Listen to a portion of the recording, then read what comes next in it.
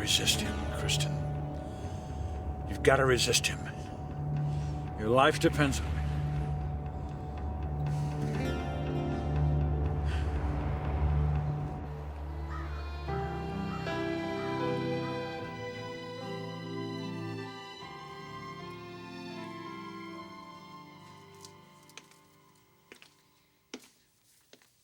Dad, I want to talk about your condition. Well, honey, there's really not much to say. I'm not going to just sit here in Paris waiting for you to die. Now, Rich has made a few suggestions, and maybe you and your doctors have considered it. I wish you wouldn't talk to Rich. Why? All right, well, what did he suggest? A heart transplant. Well, I don't think that's an option. Are you sure? Rich thought that maybe... Is there anything you don't discuss with Ridge? Dad? Is it true, Brooke? Mom, I don't think this is the time or the place. Brooke, he's married. He has children. I think the only thing we should be discussing right now is Dad's condition. Now, I want to see your doctor. Look, Brooke. Brooke, honey. I'm dying. And you have to accept that. And your mother has to accept it, too. Now, please. I don't want to discuss this anymore. All right, Dad. I'm sorry. I don't mean to upset you. We'll just talk about this later, okay?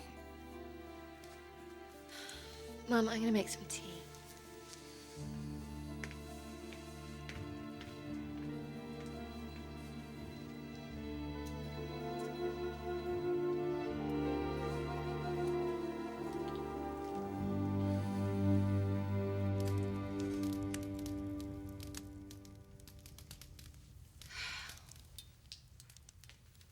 Hey, Doc. Can I talk to you about something? What? Brooke? What about her? Tonight at the coffee house, you started feeling a little sick just at the mention of her name. Well, it's... I think I know why you did that. You do? Yeah, I do. After everything that Brooke has put you through the last while, the last thing you needed to hear was me being compassionate toward her. I just wanted to tell you I'm sorry. And I also wanted to say thank you. Why? For insisting that she go to Paris to be with her dad. I really don't think if you hadn't done that, that she would have gone. And I think you did the right thing.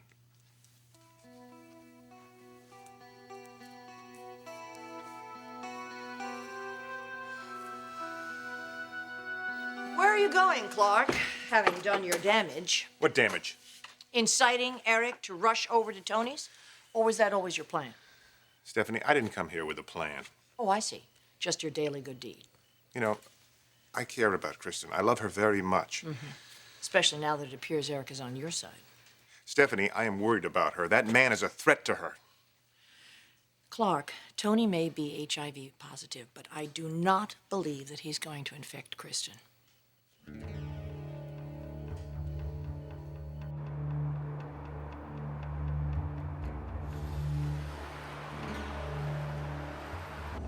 Almost there, almost there. Hang on, honey. Don't do anything stupid.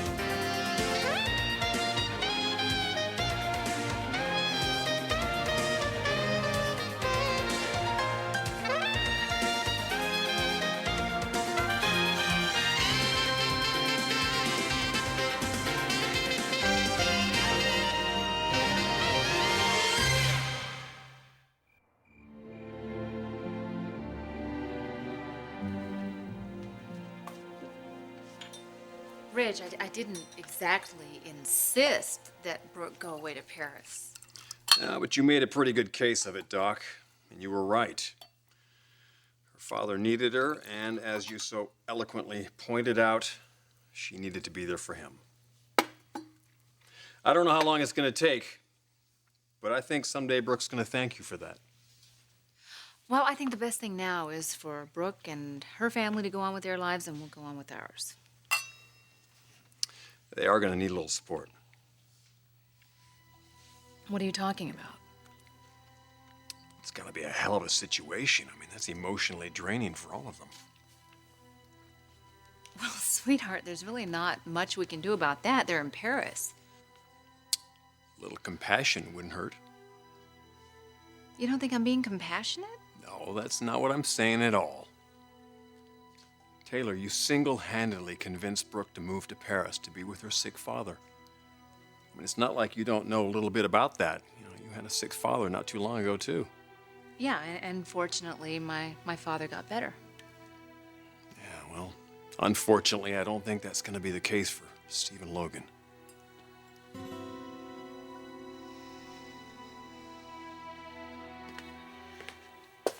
Stephen, you can't keep this up. It's impossible.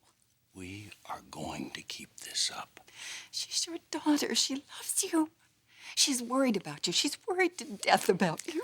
Look, we've got her away from Rich Forrester, and we're going to keep her away from Rich. Look, he's poison. You know that as surely as we're standing here.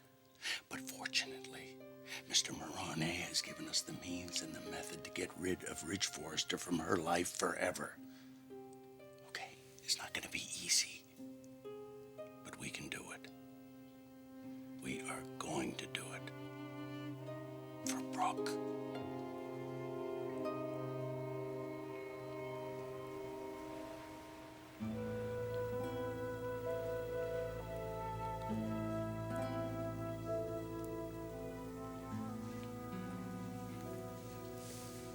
Amazing. I thought so. I've never felt this close to anyone. Oh, I've felt this way about you for a long time. To know that we can do this. Touch. Feel each other's lips against each other. And be safe. It's all about knowing your limitations. I'm good at that. To me, making love has always been about no limitations. No, it's not about that at all, Tony. It's about giving, sharing, pleasuring.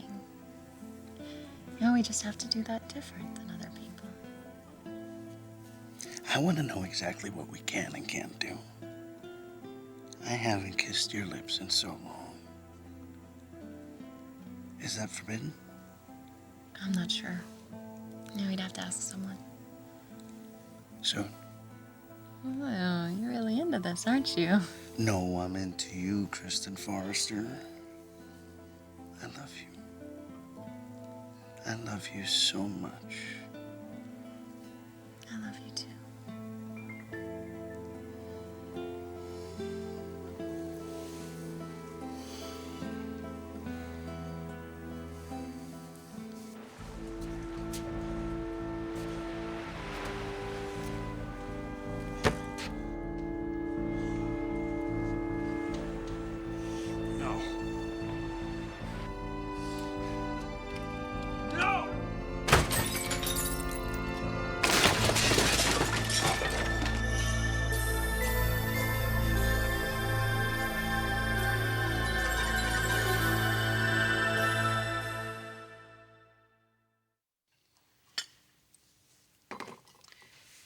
Here you go, Mom.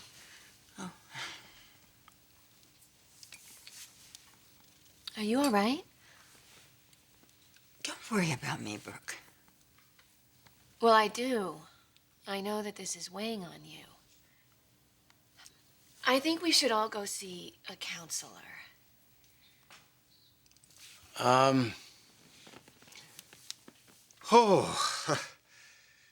This jet lag is getting to me. I think I'd better go lie down. Oh, All right, Dad. I love you. I'll always be here for you. You know that? I know.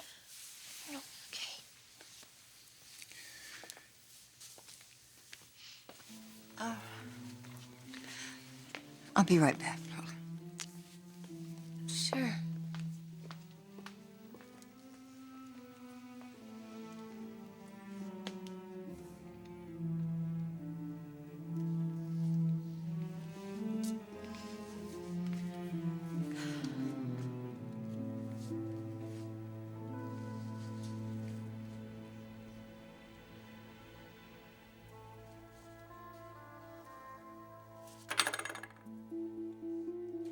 Stephanie, do you want to trust your daughter's life to a reckless playboy? Go home, Clark. That's what he is. He goes out, he has unprotected sex, he gets HIV. Is that the kind of guy that you want your daughter to spend the rest of her life with? Now, you know, you should be ashamed of yourself. People make mistakes. Tony made a mistake. He doesn't deserve to die for it. Any more than you deserve to die for the fact that you're just plain stupid. You know, Stephanie, you should be careful. You're talking to your future son-in-law here. And on top of it, a fool. Now go home. Go.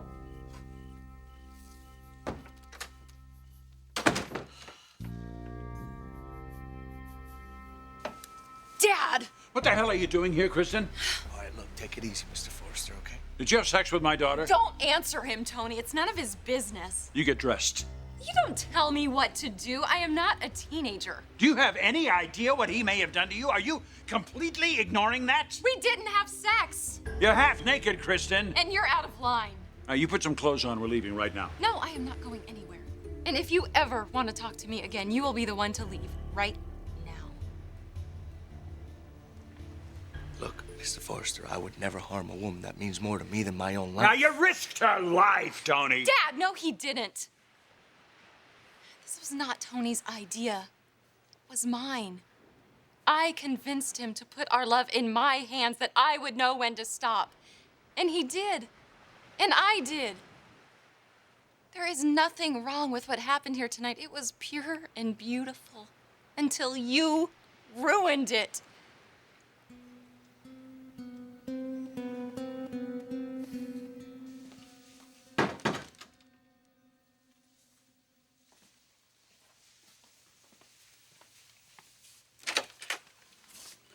Moss. Is this a bad time? No. Come in. Sorry to interrupt your evening, Stephanie, but something rather important has come up.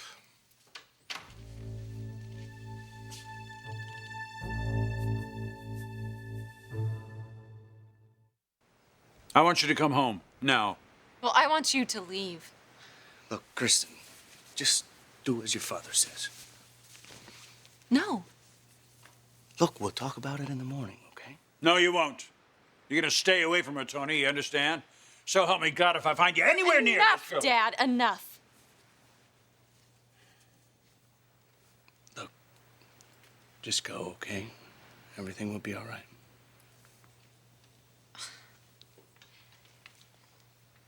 All right.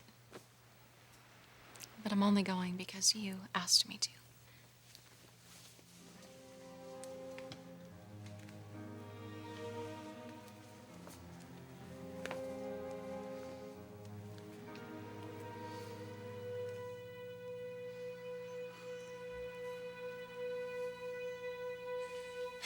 Is this about Brooke? No.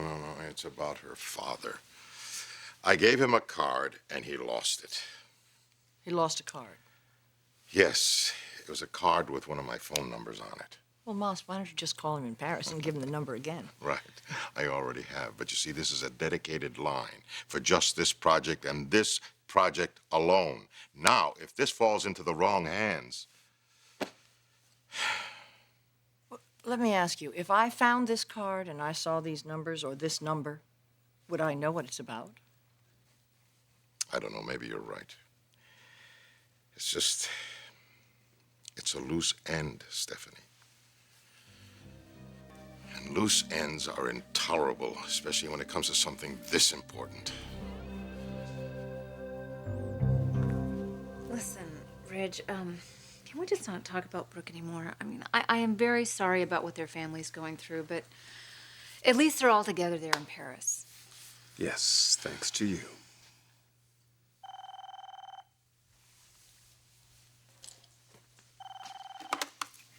Hello. Hello, Brooke. So you made it there all right? Yes, we're fine. Are you alone? No, I'm here, Brooke. Hi. How's your father? Actually, he's doing surprisingly well. Sometimes I wonder if there isn't more to his wanting me to stay here. What do you mean? He just doesn't seem like a man who's dying. I know he is, but Well, he's just probably very relieved that you're there for him, Brooke. yeah, I guess that's it. Anyway, I have to go. I'll probably do a conference with you later, Rich. Oh, Brooke, can you please remember the time difference because it's already kind of late here? Yes, I know. It's just strange being here in Paris with all of this happening. Yeah, it's gotta be a shocker. But Taylor was right. That is where you belong right now. I have to agree with you. Look, I better go. I'll talk to you later. Hey, Brooke, before you hang up here, I found a business card on the floor of your office. I don't know if it means anything. It probably doesn't, but it just seemed a little weird to me. It's a circle on the card with an M in the middle embossed in gold, and there's a phone number too. 888-555-0160. It doesn't sound familiar. All right, well, I just thought I'd let you know anyway. So give our best to your parents, will you? I will. Goodbye.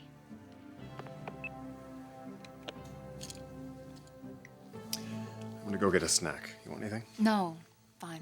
Okay.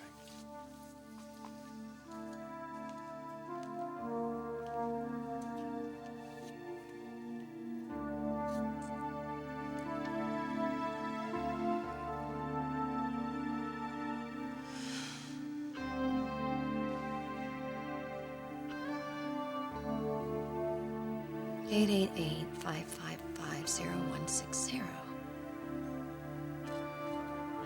That's the number Rich just gave me.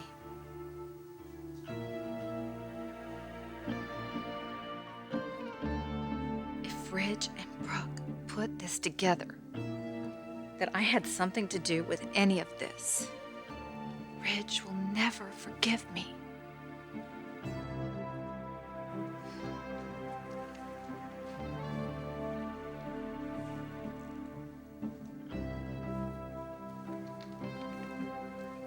Hey, Doc. Coming upstairs? Yeah, I'll see you up there.